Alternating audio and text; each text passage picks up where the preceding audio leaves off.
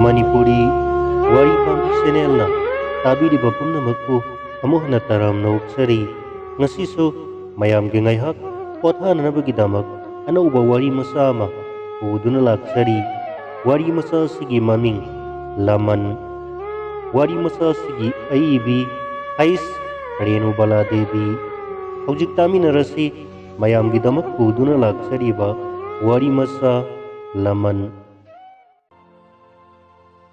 Ayukni ibenina imungdagi thorakpada khabar laklamle khabar do laukattuna asum patharaktuna sports ki matang yaurai FIFA World Cup amasung 2023 Asian Cup qualifiers ki match ahum sanarunaba India gi nupa football team hayeng yum sa gaisa numit ki nungthilda Dubai pangthragani team adugi damak khangatlaba midfielder mangagi manungda Manipur gi maibam bipin suyaukre ibeni haraubana masado tanik-tani mapi irasela awabagi supi nungaibagi supi haibaduni ngasi ibeni gi miluda hurakliba pidi nungaibagi pini mamitagi mapi pizina taitoi ngasi dagi tahi taramapal gi mamangni matamdo ibeni mathot karakliba tanjani inkhalakpa matamgi minasu lainasu pamba haiba tanjaduni ibeni gi mama tamubinadi masabu yenglaga mathwai wazai pothapam ikang khangde hajikang pudi thikibada mi amagi punsi laina mangi amaromda hajikang soikibada lukhrabi masa upang sudana warakpanabu haina gadauribado tamubina kauthokpa tauramde masanupida tamubina tattana ta'i haina saluibe ama khudi khajitang thikibada taujarakpa pumnamak leikhada tarakadabani soidriba makhai fai hek soirakpada migi machin nang aina menba ngamloi nangi maningi pakhang nahase imadi kaya yaningde ko ibeni khoigi hek maningda lambi masa ama lay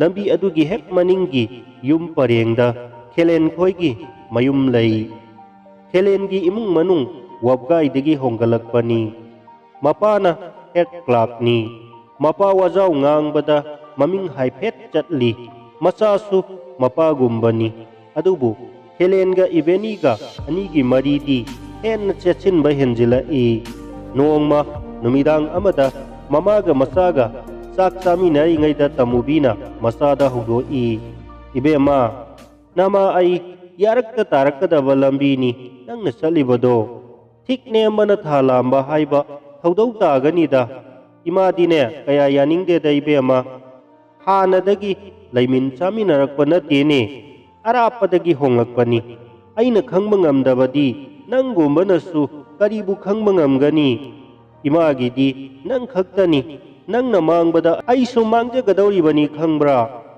ibeni swailawi mamada paukum supide tabatani ibeni di khalli mabukningda thamoibu hongdok hongin yabara helen ikuy-kuydana nongma unay helena ibeni da hawdorai ibeni ibani salasi kuitharaga afaba karisu lairoi nang kari khallige ibeni khangpret khangi araibo wahangni ibeni tuminlay hoi mai amatasu masindagi thorakte ibeni na tuminlay baduda helena makhatara kari khallibano hogjikpo aseng madu hayu ibeni ibani angang macha amata natrabani ai ngasidi nangi ariapa ma khangdrebo makhai yumda hanjilaroi dawani sat hekta khomo ibeni swai laurami punsigi oiba phirep ama laubugi matangda macindagi wahi amata pak haidokpa taraibo oiramde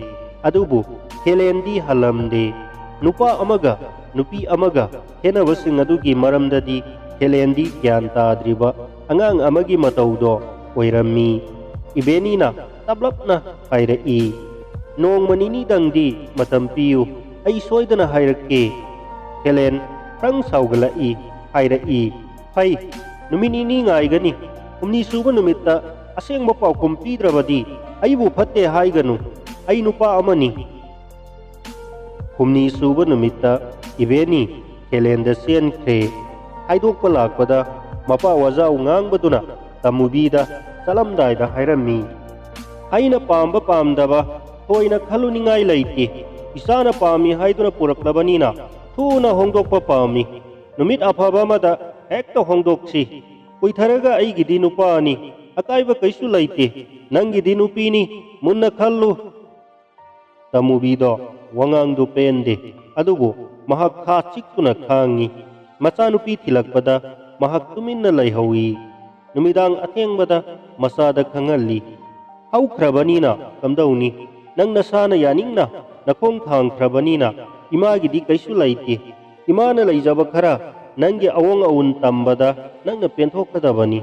Imagi haibabu aina laikhidraba matungda leijariba ingkhol ase nangini kanada su pithokpa yaba natte.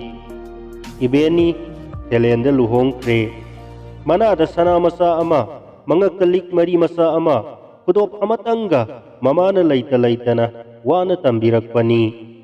Kelena tikada thadabada mado pumnamak yaukhre.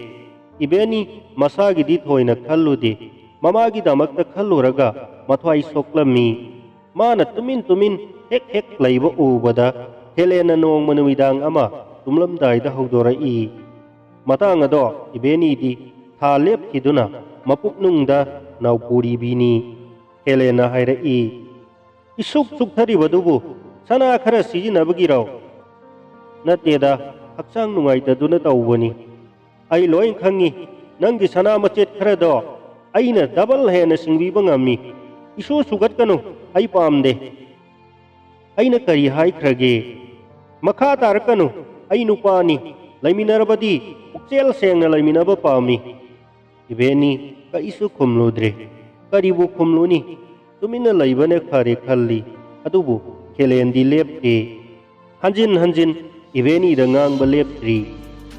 Nakoigi namane kari hairiba imabu panbiganu imaga kari mari lainabage o nama panba yadaboire hai kaisu kaiba leite adubu khangjillu migi yum panbada nupi angang yausinbase ai kaya hainingdaba mini.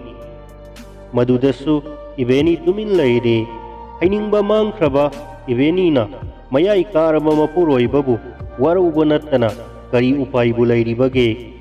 Magi haibabu magi damak wazarabi mama amadi nungsiraba mallaba yum adu khakni. Mamana sangsardagi upkhraba aduga mallaba mayum ado kinthakhrabadasu ibeni dadi lipun adudagi kaidongnungdasu nanthokpa ngamloi haibase Helendi khangba ngamlamde. Thamoi nungda tanik laki adubu masa pumnamak matomtana maka phonghalamde. Masa matantana pumnamak to thajinduna matam lelai. Laibak masu tongande aduga napigi masu su sap managani haiba Helendi munna khallude. Adugumna mioibagi pukningdadi ayambana oithokte haiba ibeni di sap chana khangba ngammi. Adubu ibeni gi masa pumba niglai khauri charam ipun phungalai. Magi damak kana laijadrabagum khalai aduga thoidokna tarakna hinglibara khanjarami. Ibeni gi thamoidi kai khiba kuire mado pumnamak khumjinduna thamnanaba honabadasu taraibadi natte. Mado oidenasu khasiktuna matam kaya ibenina haukhiba ngairami. Mahakna masi matang khangmangammi madudi masi natana kari upai leite. Awal apa leitabasingi punsigi waridi marang kaina lei aduga leita lairasingi warigi mafamdi piksak pikna sangsara sidalaiki. Madumaktana laira bigi imungi masa ibenigi mafamsu Helengi mafamda pisak pikna tasinduna lairami. Nongma Helen tingkhattuna yu ngauraga numidang hanjilaklami. Ibenina tapthana hai saksi ingkhrani sanaba taurasi. Helen wahai amatasu kumlakti hamung kakhattuna paklang lomda mamai onsilaga ipkhirami. Ngaihaktang lairaga ibenina masa nomlaga hogdoi. Ibeni manaton melami. Yunamna hung hung namlakpada ibeni di thuk thuk laura i. Mahak baptai madudi mahak na haiba wa pumba kelen na tangkai hena loksindre haiba. Madugi matung nungti numit khudinggi magi nupa yu thaklaga yumda numidang hanjila i. Ibeni mathwai sa i adubu masinda di thokte. Kaidawruni khanduna matam haukiba ngaiba natana magi upai leitre. Thakumsu sujilakadaure. Ahing kaya mamit jejet uisinduna hanglami. Ibeni chokthare hangle madudi magi punsi tarai tarai ba oiraktare. Toina khalai magi mafam leiboi khalami imung asida yum asida lakibani mahakna nungsibagi marum thuptuna aduga sukhalambani asagi maira ama mairi thokna mado pumba mutkiba kuire. Ibeni gi miyengda maira adudi mami samkiba matam kuirakle. Haujikta khalakle ayyo masida kaidawba lakibano wahang asigi paukum pibinanaba kana asu laiti yum asida haibado ibeni na taseng na khangle. Monda mamai upsinduna sanglaba ahing kaya tumdana lelakle. Punsidi chap leptuna khaklaite. Ibeni mapamda halakle.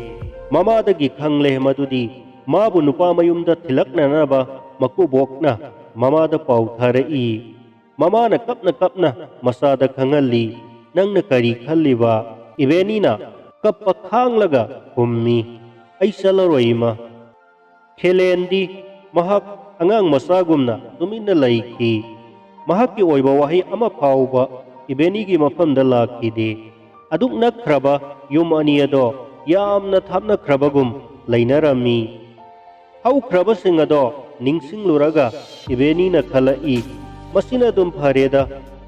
Tha khara haukre ibenigi kumtha suraktuna masanupa ama phangjare. Pikliba masabu yenglaga ibeni mapi aratpa laitana tarai. Mamana kaptana naba panakhaiduna yengi. Ibeni di kaptuna talaikre. Mamaida mamana masada khangalli. Apikpa sigi khallu. Nang nasagi ta khalambado haujiki thadou. Nang nakaptuna talairabadi nasasokani. Jiba sigi khallaga nasasokaloidabani. Ibeni kapkhidare. Nupa mayumdagi paulai.